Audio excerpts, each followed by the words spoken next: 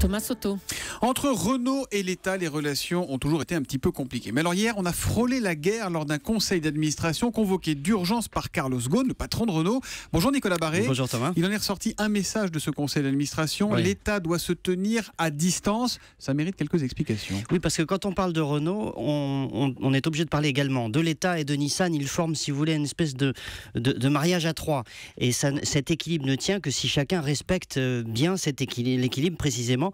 Or, l'État, il y a quelques jours, est passé brutalement, sans prévenir personne, de 15 à 20% du capital. Ça a rendu furieux la direction de Renault, mais furieux surtout le partenaire japonais Nissan, qui n'ont que 15% du capital et qui se sentent un peu traités comme des partenaires de second rang, alors que Nissan pèse 2 fois plus que Renault en bourse. Mais alors pourquoi l'État français a-t-il racheté des actions de Renault? Pourquoi? Alors en fait c'est très simple, c'est que l'État veut peser davantage lors de la prochaine réunion des actionnaires où doit être votée l'adoption de droits de vote double pour les actionnaires qui restent longtemps en capital. Donc l'État veut absolument ces droits de vote double, Nissan évidemment n'en veut pas, la direction de Renault non plus, et la plupart des autres actionnaires non plus. Donc il va y avoir un vote assez crucial sur ce sujet, mais ce qu'il faut bien comprendre, c'est que si vous voulez, ni Renault ni Nissan n'auraient survécu sans cette alliance. C'est vraiment capital, et donc il faut que cette alliance perdure, il faut que cet équilibre continue, et le rôle de l'État là a un peu déstabilisé les choses. Ouais, ce qui est sûr, c'est qu'hier soir, Carlos Ghosn est monté au créneau, il a fait passer le message.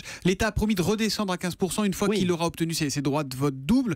Au fond, tout va rentrer dans l'ordre, non? Alors oui, mais ça va laisser des traces, parce que vous voyez bien que l'alliance est fragilisée, et puis les Japonais se posent des questions. Ils veulent un rééquilibrage, ils disent, mais après tout, nous, on rapporte plus de résultats que Renault, on pèse plus en bourse, je l'ai dit, donc, et puis, bon, il faut bien voir que les Japonais ont confiance en Carlos Ghosn, beaucoup moins en l'État français.